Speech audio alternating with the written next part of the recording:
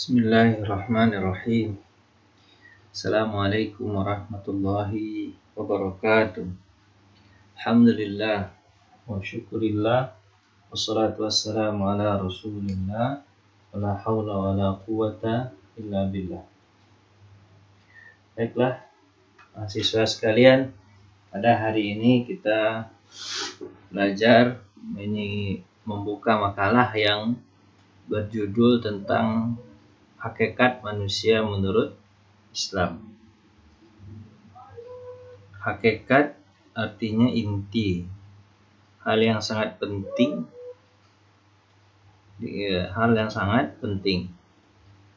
Jadi hakikat manusia adalah mengaji sesuatu yang penting tentang manusia itu tersebut menurut pandangan Islam, bukan pandangan yang lain. Karena kalau pandangan yang lain, manusia bermacam-macam model pandangannya. Tapi kita lihat menurut pandangan agama Islam, tentu pedomannya adalah Al-Quran dan Sunnah. Ini dipresentasikan oleh Muhammad Alawa Fatonah. Baik, ini daftar isinya. Tadi sudah dipresentasikan lewat PowerPoint. Nah, biar lebih komprehensif, saya mencoba menambahkan dari sisi makalah yang dibuat oleh Muhammad Alawa Fatonah. Kajiannya adalah apa pengertian hakikat manusia, apa saja tujuan penciptaan manusia, bagaimana tanggung jawab manusia sebagai hamba dan khalifah, apa saja hakikat manusia itu, apa saja potensi yang dimilikinya, apa saja yang firman Allah yang bicara tentang manusia. Ini kalau dibuat makalahnya serius pasti panjang ya, tapi ini singkat sekali saja. Baik, pengertian hakikat. Hakikat itu kebenaran sesuatu yang sebenar-benarnya atau asal segala sesuatu. Jadi hakikat manusia adalah kita akan kaji inti permasalahan tentang kemanusiaan, tentang manusia. Kalau manusia artinya adalah dalam pelajaran pelajaran ilmu nafs atau ilmu jiwa itu adalah manusia hayawanun natiq. Dia adalah hewan tapi punya pikiran. Mirip seperti hewan tapi dia punya pikiran. Bedanya dia berpikir atau punya otak. Oke. Allah Subhanahu wa taala menciptakan makhluk di atas muka bumi ini.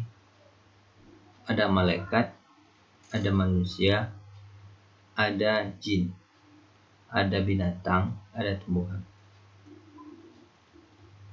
Mereka semuanya beda-beda. Kalau malaikat Allah ciptakan dari cahaya. Bagaimana bentuk Allah menciptakan dari cahaya? Allahu a'lam bishawab. Dan malaikat hanya Allah berikan Allah berikan hanya untuk mengabdi kepada Allah. Dia diberikan akal saja, tapi tidak punya nafsu atau tidak punya inovasi. Sementara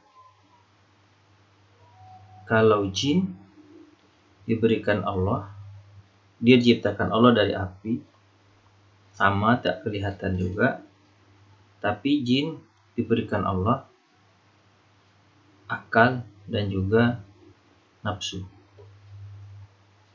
Tapi dia adalah makhluk yang gaib di muka bumi, tak kelihatan, tapi hidup di atas bumi. Dan dia juga dihisab seperti nanti dihisab segala perbuatan baik dan buruknya seperti manusia juga nanti di akhirat. Kemudian manusia adalah makhluk Allah yang sempurna. Walaqad khalaqnal insana fi ahsani taqwim. Sungguh kami telah menciptakan manusia dengan sebaik-baik bentuk. Manusia itu ciptakan dari tanah. Dia sempurna, punya akal. Kemudian dia punya nafsu. akalnya adalah untuk menimbang-nimbang baik buruk, sementara nafsunya adalah untuk berinovasi, membuat sesuatu yang baru, keinginan-keinginan. Kemudian Allah ciptakan binatang. Binatang hanya punya nafsu tapi tidak punya akal, dan dia tidak dihisab atau tidak diperhitungkan Allah nanti di akhirat. Matilah binatang, maka kembalilah dia kepada tanah. Kemudian tumbuh-tumbuhan. Tumbuh-tumbuhan dia hanya sebagai pelengkap untuk kebutuhan manusia. Jadi sebenarnya binatang, tumbuh-tumbuhan, ikan sebenarnya pelengkap untuk kebutuhan manusia agar manusia bisa bertahan hidup. Terus yang Allah Subhanahu wa taala muliakan di muka bumi ini yaitu manusia. Walaqad karramna bani Adam. Kami telah muliakan manusia. Kenapa? Karena manusia diciptakan Allah sebagai khalifah atau pemimpin. Pemimpin dari mana? Pemimpin dari jin. Kemudian segala yang hidup di muka bumi, jin, binatang, tumbuh-tumbuhan. Yang memimpinnya siapa? Manusia. Buktinya apa? Buktinya adalah Allah Subhanahu wa taala memberikan kepada manusia pedoman hidup Al-Quran dan Sunnah. Manusia diberikan Allah utusan, yaitu Nabi dan Rasul, dan diberikan kepada Nabi dan Rasul pedoman untuk manusia tersebut dan apa saja yang ada di atas muka bumi ini. Jadi yang memakmurkan bumi, yang memerintah bumi adalah manusia. Segala yang hidup di atas muka bumi maka harus tunduk kepada manusia. Karena jin tidak ada nabi dan rasul. Jin itu kalau ingin belajar tentang hakikat dunia, hakikat akhirat, hakikat penciptaan jin dan manusia, dia harus belajar kepada manusia. Karena manusia yang diberitahukan oleh Allah Subhanahu wa taala tentang segala hal itu. Makanya tergambar dalam Quran surah Al-Baqarah tadi, Allamal Adamal asma'a kullaha summa aradahum 'alal malaikah. Kami ajarkan kepada manusia nama-nama, kemudian kami perlihatkan kepada malaikat. Jadi malaikat pun kagum kepada manusia atas kelebihannya yang diberikan Allah Subhanahu wa taala. Baik. Setelah manusia diciptakan, apa tujuan manusia diciptakan? Tujuan manusia diciptakan Allah Subhanahu wa taala yang pertama adalah tanggung jawab manusia sebagai hamba dan khalifah Allah. Itu yang pertama.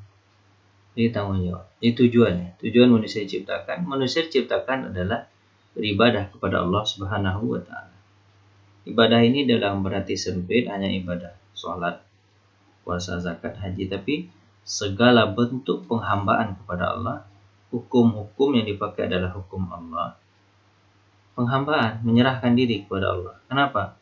Karena semua yang diberikan Allah kepada manusia itu berasal dari Allah. Badan, ruh, kemudian tumbuh-tumbuhan, binatang, kemudian pedoman hidup, semuanya berasal dari Allah. Maka tidak pantas manusia menyembah selain daripada Allah. Kenapa? Karena Allah yang menciptakan, Allah yang kasih fasilitas, Allah yang menjaga. Jadi siapakah yang patut disembah? Ya tentulah yang menciptakan, yang menjaga dan memelihara. Siapa dia? Allah. Cuman dia tidak kelihatan sekarang. Tapi nanti di akhirat ketika sudah masuk surga, Allah akan memperlihatkan zatnya kepada orang yang diberi nikmat dengan masuk surga. Itulah butuhnya kita iman. Tapi Allah itu terasa sama kita, keberadaannya terasa. Apa contohnya? Misalnya air hujan turun. Pernahkah kita melihat dari atas langit bahwa ada orang yang menyiramkan air ke pesawat? Tak ada. Siapa yang menciptakan air kok bisa turun dari langit yang tinggi itu? Dialah Allah yang maha kuasa, yang maha kuat, mengangkat air ke atas, air laut yang asin menjadi tawar. Siapa dia? Allah. Toh kita selama ini tak pernah melihat ada orang yang kuat, ada sesuatu yang hebat bisa menaikkan air ke atas. Berarti dia siapa? Allah. Di seluruh apa yang kita lihat di muka bumi ini terdapat kekuasaan Allah di sana. Maka yang pantas kita sembah siapa? Yang berkuasa. Siapa dia? Allah. Maka kita menghambakan diri kepada Allah. Kemudian yang kedua adalah manusia itu punya tanggung jawab. Apa tanggung jawab manusia itu? Tanggung jawab manusia sebagai hamba Allah. Maka dia harus menyembah kepada Allah. Baik ibadah yang mahdah maupun ghairu mahdah. Kemudian manusia sebagai khalifah. Dia mengatur alam ini jangan sampai rusak. Kemudian yang berikutnya adalah hakikat manusia. Diulang lagi, manusia itu sebagai hamba Allah, menyembah kepada Allah, sebagai an-nas. Apa itu an-nas? Sebagai an-nas. Jadi an-nas itu adalah ada hubungan manusia dengan manusia lain, seperti hubungan manusia dengan tetangganya, manusia dengan ibu dan ayahnya. Maka hubungan manusia dengan manusia ini harus dijalankan sebaik mungkin. Jadi fungsi manusia bukan hanya menghamba kepada Allah, tapi juga berbuat baik sesama manusia. Berikutnya, bagaimana apa tadi? Sebagai apa lagi hakikat manusia tersebut? Kemudian bagaimana? Kemudian manusia sebagai khalifah makmurkan muka bumi ini. Kemudian yang keempat, manusia sebagai Bani Adam. Apa itu Bani Adam? Ya, bahwasanya manusia itu diciptakan dari Nabi Adam, bukan dari kera atau dari sesuatu yang disebutkan oleh Darwin dengan teori evolusi. Tidak. Sebagai al-insan. Apa itu sebagai insan? Manusia itu menguasai ilmu pengetahuan. Berapa ilmu diberikan Allah kepadanya. Kemudian sebagai makhluk biologis, artinya sama dengan binatang, dia harus berkembang biak. Terus semua fungsi yang di atasnya sebutkan 6 tadi, maka manusia tidak dibiarkan begitu saja, diberikan potensi. Ada potensi yang ada dalam diri manusia. Ada 3 potensi, ada potensi fisik. Dia punya akal, tangan, kaki sangat sempurna. Akal bisa berjalan, akal bisa berpikir, kaki bisa berjalan, tangan bisa mengambil, semuanya, mata bisa melihat, sangat sempurna. Manusia ini sangat sempurna. Dari bentuk penciptaannya, sebaik-baik bentuk secara fisik. Kemudian bukan hanya itu aja. Kalau hanya body maka sama binatang, tapi dia punya akal. Akal inilah membedakan manusia dengan binatang. Dia yang bisa menimbang baik dan buruk, di mana dia di akal. Kemudian yang ketiga, bukan hanya itu, Allah Subhanahu wa taala titipkan spiritual atau keimanan. Mungkin orang cerdas tapi tidak punya spiritual, jadi merusak. Ada profesor hebat taknya, tapi dia tidak punya spiritual. Pada siapa yang harus dia serahkan semua akalnya, fisiknya tersebut? Maka dia punya spiritual, punya keimanan. Kalau dia punya keimanan, maka dibimbinglah akalnya dan bodinya untuk mengabdi kepada Allah atau menjadi menjadi manusia yang seutuhnya, atau menjalankan hakikat kemanusiaan. Itu mungkin yang bisa kita sampaikan untuk pertanyaan kuis. Pertanyaan kuis ya. Untuk pertanyaan kuis gampang saja. Coba jawab potensi apa yang diberikan Allah kepada manusia dalam menjadikan dia mencapai tujuan kemanusiaannya. Sebutkan 3 potensi. 3 potensi yang diberikan Allah kepada manusia agar manusia bisa mencapai hakikat kemanusiaannya.